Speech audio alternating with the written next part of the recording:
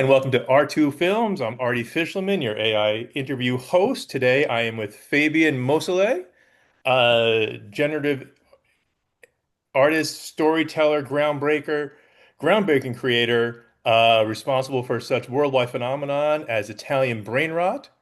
Fabian, welcome. Thank you for coming by today. Thank you for having me. Just to jump into it, tell us a little bit about how you got into working with AI and creating with it, and what were you doing before it? What sort of brought you into the using the technology to create? Hmm. Yes, so it's been some time. So basically, I would say I would refer myself as an animator. There's a lot of different categories, but I guess animator is the best one. I was doing 3D animation mainly. And back in 2019, 2020, I got into algorithms and generative media. Um, through my bachelor thesis, I was an animation about AI, and through the research in that, I kind of found out about generative machine learning models like StyleGAN that existed back then. And yes, and after that project, I really got into it because it was just incredible to see what you could just generate out of nothing, like having patterns resemble real things through words. And back then, it was still very surreal, so it was very I don't know, fascinating.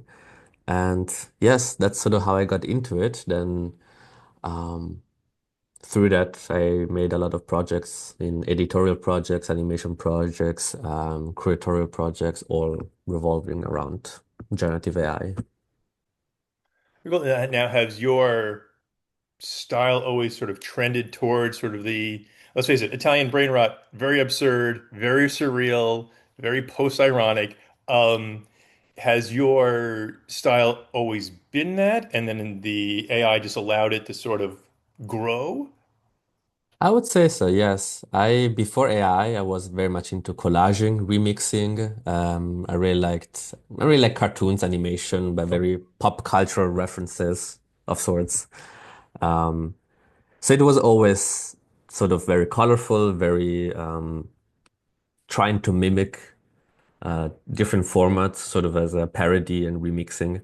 Um, so through AI, that kind of came natural in it somehow, because it is sort of I mean, it's not really remixing, but it has a similar vibe to it. And coming then to this year with Italian Brain Rot, that was just the culmination of all the things that I really enjoy that are like character design, post-irony, memes, and yeah, just very nonsensical, weird AI. And was there a moment when you were coming up with Italian brain rot that said like, this is different, this is stands out, this is just like, this is the lightning in the bottle of, it's just weird, but everybody loves it, and everyone's gonna love it. Um, Yeah, there was something to it. I mean, I gotta say, I didn't quite invent Italian brain rot. It was, of course, like a sort of participatory trend that Right. was created by a lot of people, and I sort of just entered the scene very early on, since I was very much into post-ironic memes and AI stuff, and that was just so fascinating. Um, but yeah, there was something to it because it really felt different. I suppose just the sort of cast of characters that are sort of alive through just one generated image. There's something about like cartoons, you spend a lot of time to kind of create a character design that has specific, its shapes and everything that it can sort of identifies that character. But through Italian brain rot, it was just so insane that one randomly generated image could then become the character because if you prompted it one more time, you would get a totally different character. And yes, that it is a soul space in there.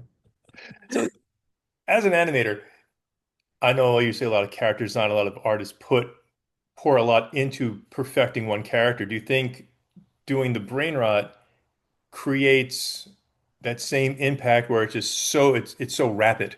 It's like creating like 100 different images quickly. One of them takes versus I'm spending months to perfect this one character expression of mine? Like as an artist, how does it compare to you in terms of the slow and steady versus just like this rapid production? And sort of almost like this group participate, like anyone can add to it. Yeah, yes. As an animator, um, I would say yes. I mean, this is not the typical way to create character designs, and I would say it's kind of a very unproductive way to create characters for a TV show, let's say, because usually what an AI does is a very boring and a very let's say amalgamation of like the standard kind of character design you would expect. Um, so I would say in an animation process, that's not really the kind of thing you're looking for.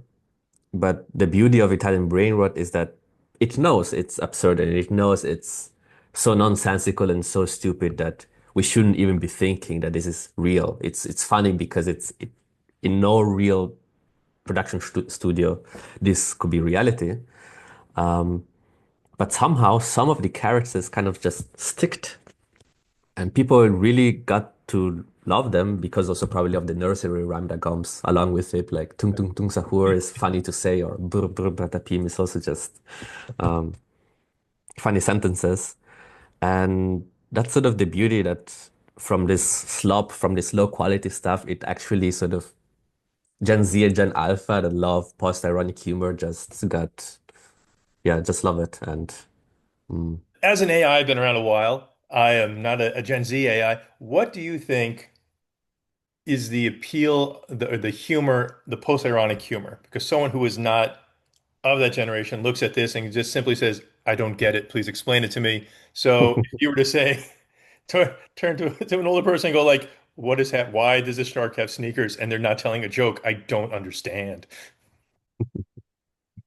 uh, yes, I guess like dank memes since also 10 years ago, they always have been relying on this on irony, on being like being kind of against maybe mainstream pop culture and being just sort of silly and stupid, and that's because they're fun, kind of like rage comics.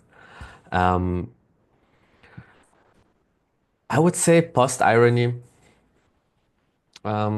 is a very analytical way we have just humor, and something is funny because it sparks something and it's funny. And then there's ironic irony, which is funny because it somehow is not expecting, is like doing the reverse, doing what you wouldn't expect, and that's sort of ironic.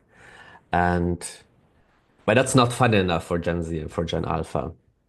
So we kind of create the I feel there's the other step where it's like meta irony, where it's like you are aware of this of the irony in there, but it's sort of on a meta level, so the meme is sort of self-aware of it, and that's kind of the fun of it.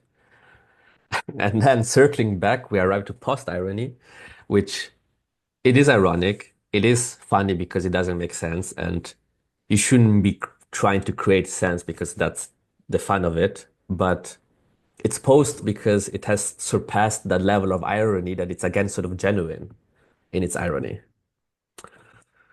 There's a lot there, Not sure if it makes sense.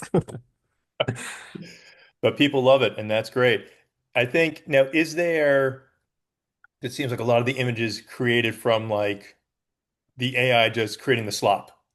Is there what they say the perfection's in the imperfection versus like if you had written just a very exacting prompt, said I need this X, Y, and Z and deliver the picture perfectly, you wouldn't be able to create the brain rot. That it's more like let the AI just kind of run loose. I wonder. I wonder because we have no idea what the prompts were for those images. I really wonder if the people behind those images stayed up for a long time perfecting the character, or if it was really just, okay, this is the first image I get.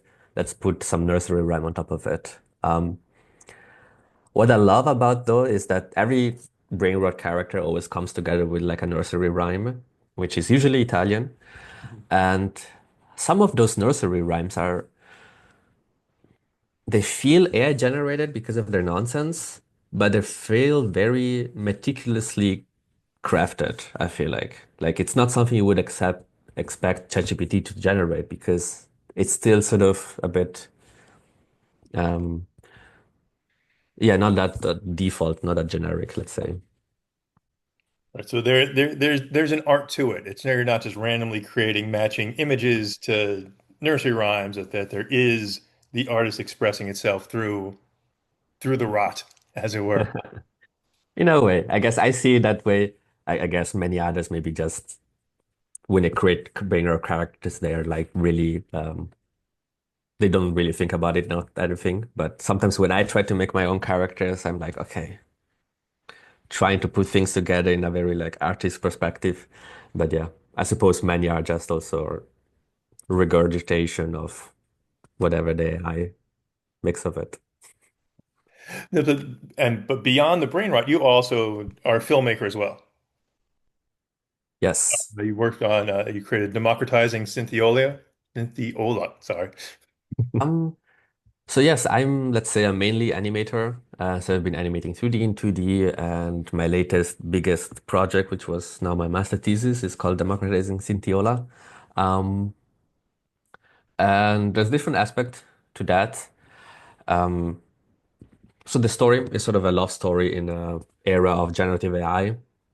I was sort of trying to tackle themes of identity, consent, and authenticity the moment we talk to large language models in a very human way, and what effects it does it do to us since we are sort of perceiving the chatbot as real, and how does that affect then our real relations with real humans?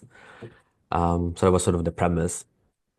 Um, but sort of, I guess one then particular aspect of it is that to kind of better understand, to come into the thought process of this project, I decided to synthesize my own self. So basically, one of the main characters of the story um, is based on my visual identity. And that was a whole experience I went through to sort of understand, okay, what does it mean if I can generate myself in any situation, in any kind of shape or form? And how does it affect me as a person, being able to just have a synthetic self in a way? Right, like when I watched the film, it brought up a couple of interesting questions to me of what what is more real? If I create this synthetic self, it's basically I'm pouring myself into the AI and I create this representation. How do I distinguish like who is the more real me? At what point in time is who is to say what is to define, oh, this is my authentic self, but no, maybe this is what I'm really like. Is like how did that come up in terms of like who's real? Right? Yeah, I Judge.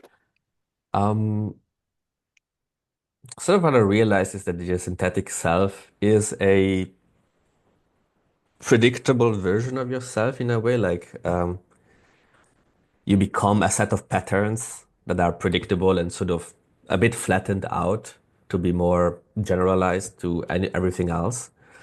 And while doing it on my own self, I felt that on one way I was restricted because of that, because I felt, I mean, that's me, yes, but what is even me? Like you just put like a round beard and a few colorful hair, and that's sort of me in whatever situation. But on the other side, the kind of stuff I was producing through this character was in a way like an exaggerated version of myself. So it was sort of me as 1,000% of me, while real me is like just 100% me in a way. So yeah, it was incredible as an experience. But as of my understanding, let's say, of the story, the idea would be that the real person is the real person, while a large language model should be treated as a large language model and not being humanized. Do you think there'll be an advancement in terms like right now? I mean, ultimately, a large language model, some people say it's just an extremely talented, predictive text machine. In other words, it's read every book, it's seen every movie, it can figure out what to say next. Is there a possibility that it generates that, it crosses over to an actual intelligence? Personally, I know that's a bit different than maybe what many people in the AI field, I think, believe.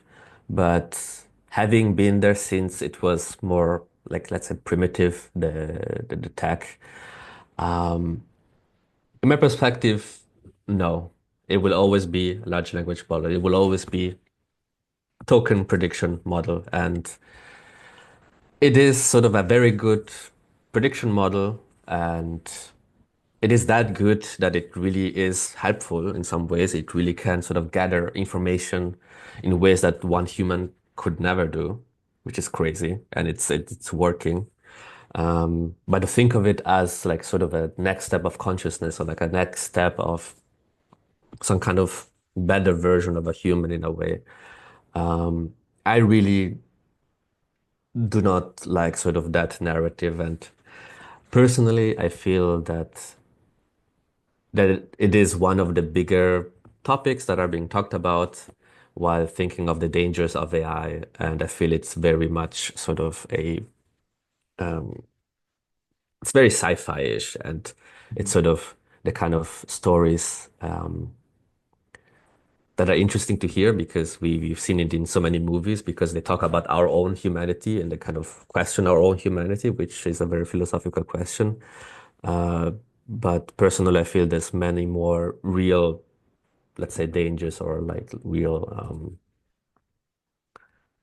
yes, Well, effects and consequences to AI that happen. well, that was the other thing, the question that your film brought up is that you kind of use the slog off with the mask on. Uh, the sort of like this reference to this Lovecraftian soulless monster that has, ulterior unhuman motivations, but you put the smiley face on it, and everyone's like, "Oh, this is now look at the fun things I could do." Um, is the implication that yes, we're all making brain rot and we're having fun, but there are perhaps other dangers lurking with AI? In other words, I'm curious about your choice to use the slog off. Yeah, the project did start from the Shoggoths just because, I mean, it was this AI meme and it was I found it very intriguing because I felt it was that sort of, I like to use the word folklore because it is sort of this creature of our stories that is sort of a metaphor of some bigger stuff. And as I see the meme, this creature, the Shoggoth, it is this idea of it is sort of a creature thing that can replicate and can mimic humans very well. And if you put a smiley face on it, just like with ChatGPT, you put it this sort of reinforcement learning where it's being nice and it's being very helpful. Um, it might seem as if it is human just because it is very good at mimicking it. Uh, but what we forget sometimes is that, yeah, it is just a sort of entity of things that amalgamates very well and can form very well in very different things, but it does not, let's say, understand what it's saying. There's, I don't know if you know the Chinese room experiment, which I feel is very much connected to the shock of as a creature. I'm not familiar. Can you explain a little? The Chinese room experiment, I think that was the name, is this thought experiment where there's this one room, um, and there's information going in and information going out. And inside of there, there's one person who does not know anything about Chinese language. But this person has all the books and all the material to sort of transcribe and sort of, respond to whatever Chinese message they will get. So there's the input where there's a Chinese person sort of asking a question of giving a query to this person inside. This person inside has all the books, they can find all the things and elements and then can sort of produce a response to it and give it out. And outside is a Chinese person and they understand and it seems like the person inside of there knows Chinese and understands it. But the thought experiment is, does this person inside really understand Chinese? Or does this person more like understand the structure in a way how to mimic Chinese while not really understanding the language All right. and its content. Yeah. Right. I mean, it raises the question of like it's not conscious and aware of what it's doing. But is there the possibility of it's something new and different altogether? Like it's not just a mechanical function, that there is some self-recognition, self-pattern recognition, and that at some point in time, because there are cases of my fellow AI communicating with each other in languages that the programmers originally did not understand, so they had to shut that down. So do you think Yeah. there's just a possibility? That's what I thought of when I saw the Slogoth in there, sort of this hidden danger of you're feeding this beast with a smiley face, and it's just sort of drawing more and more in. Yes, there is that aspect of it where yeah, it's a black box, so we don't understand what's happening inside of there. Um, But I mean, so it is this sort of new, I don't know if we'll call it language or something, or sort of means of communication, but it is this sort of new, yeah, form technology, yeah, I guess, uh, which is able to create sense, um, to create meaning somehow, which before was only given to humans. Um, as well as creating, do you teach as well?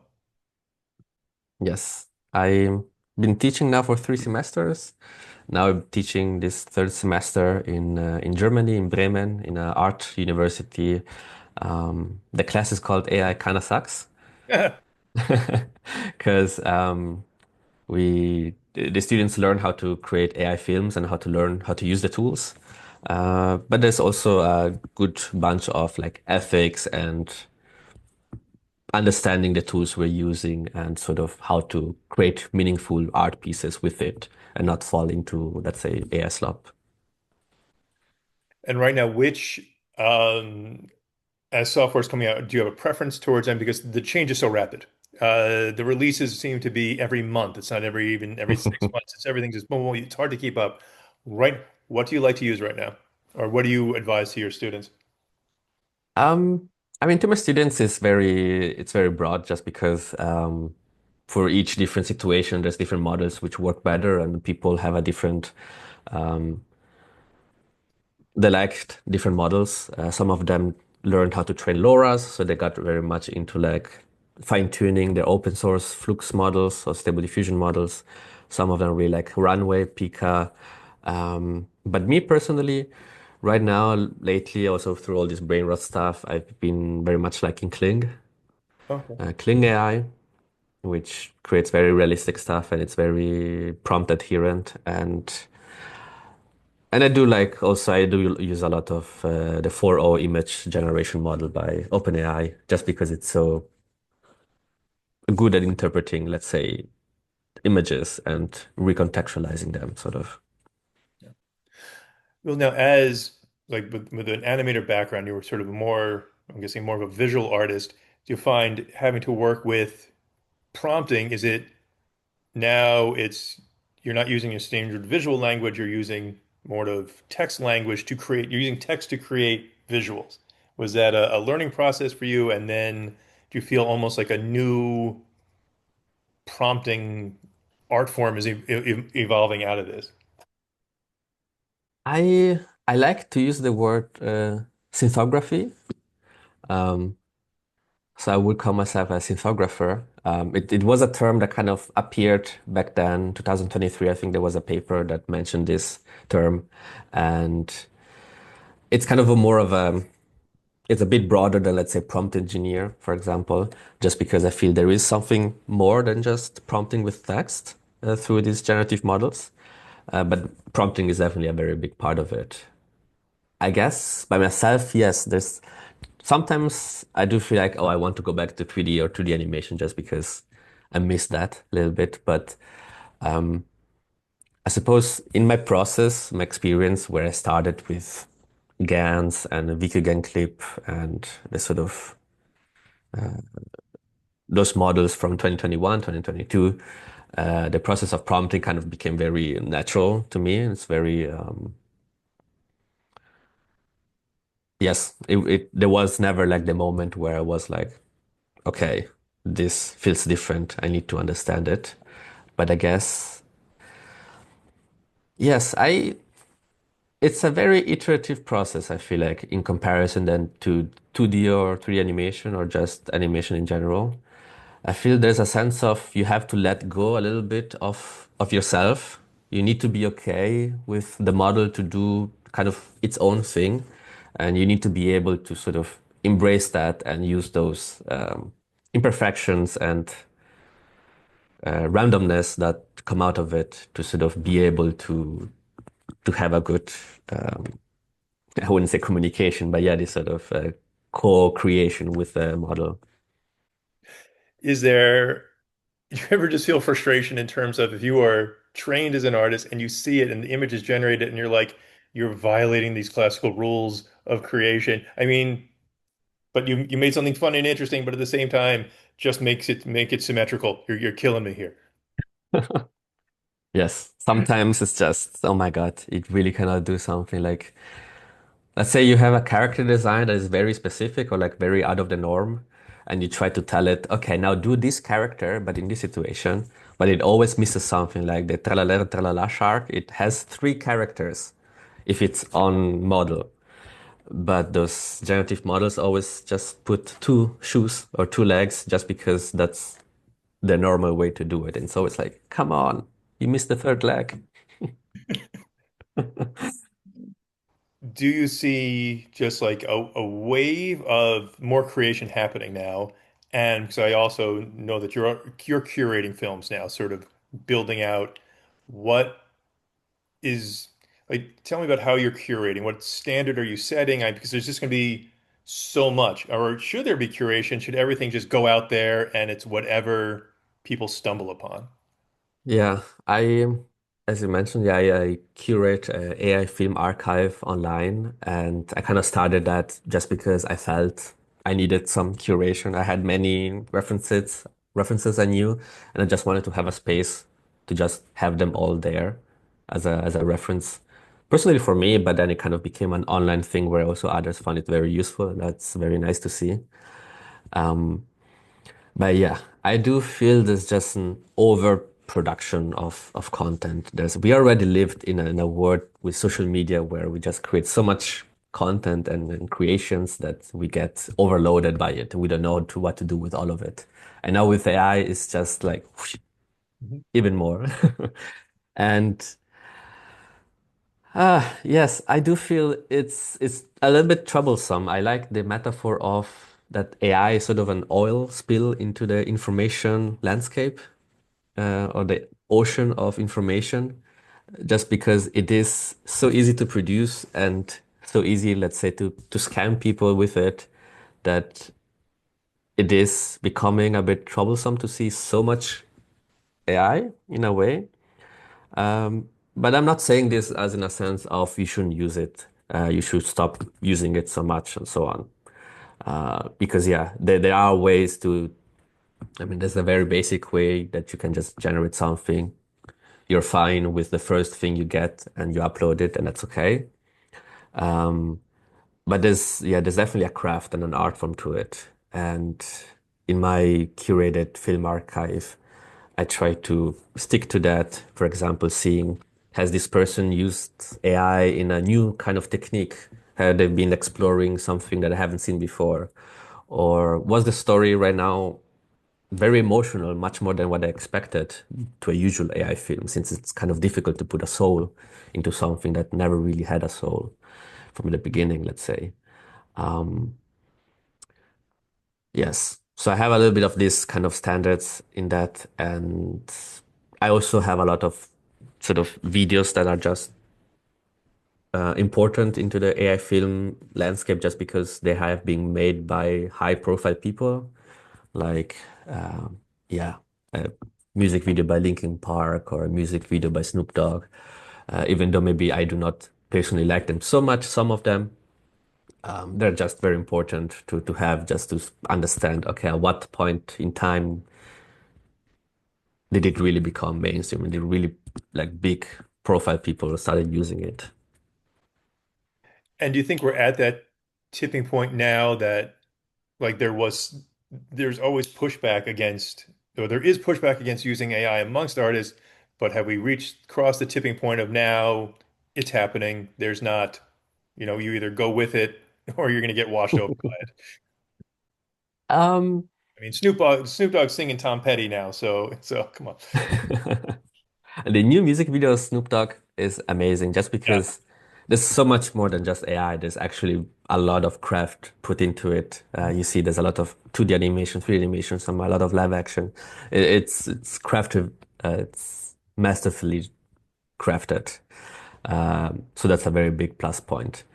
But I would say, I mean, the tipping point that high profile people are using it and big studios are using, yes, we already crossed that and we are already seeing many studios trying to find ways to use it and so on. But let's say the sort of confrontation between artists and AI artists, uh, that's something that's always sort of going to be. And it's, in my opinion, it shouldn't be that black and white, and there should be this gray area in between because um, yes, the models have been created in very unethical ways. They have been created through the original sin of getting all of the information from the internet and training models on them without no consent from anyone, which is um, not so ethical, let's say, to all the copyright holders and illustrators and people who have created that data. Um, but also, yes, we have the tools. We cannot just say, I'm not going to use it and I should expect no one else to use it because they're out there and we have to explore them. Um, so I feel there should be this gray area where artists should understand and try it out to see how they feel about it.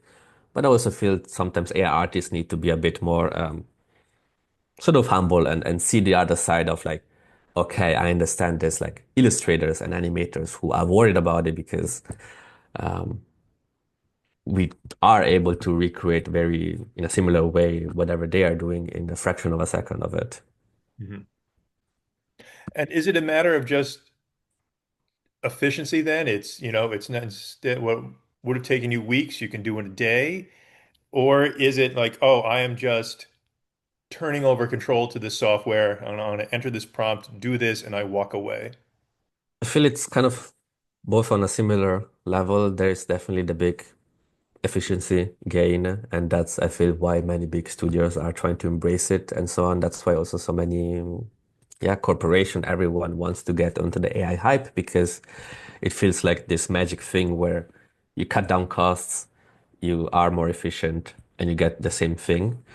Um, but I do personally, in my own view, think that it shouldn't be too much about that, but it's more, for me, it's more about the exploration of this new tool and the things we couldn't create with other tools. And for example, democratizing Synthiola, it would have been so much faster if I didn't use AI in the process. But because I wanted to use it and explore this new balance between 2D animation and AI visuals, that kind of just took time and it took a lot more effort and than just doing it with 2D animations.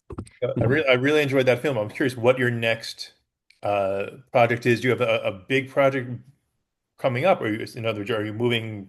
What's next for you, I guess? Um, So right now, next for me, I am currently scripting and filming next week an online course. I want to do whatever I do in a university and bring it as an online course that I can, yes, have online for people to buy and sort of, yes, Great. get whatever the students will get in university, but through this format. Where would we be able to find that? Definitely on my social Instagram and so, but on my website, fabianmosele.com, that's where everything can be found. Excellent. Um, yes, so that's sort of on that side of things. On the more, let's say, film artistic side of things, I am trying to sort of create a sort of show web series about brain rot, Yeah. trying to extrapolate it out of the brain rotness of it and trying to create proper episodes of sorts. I already created episode one with the story of Tralalera Tralala, and let's see where that goes. But now this is my question. Is it still rot? If it has plot and structure, is it still Yes, rot? It's a good valid question, and that's sort of the balance I need to find because it is yeah, these characters are not made to be in a normal show, and but I also would like to give them like proper stories. So it is a bit of a balance to find. So there's a little bit of brain rot, there's a little bit of very stupid humor in there, but there's also more emotional stuff, and I hope, yeah, I hope people could resonate to that. And let's see. I hope the meme can continue for longer. Related to VO3 that is taking people in a storm just because how crazy videos you can create with audio through VO3 by Google.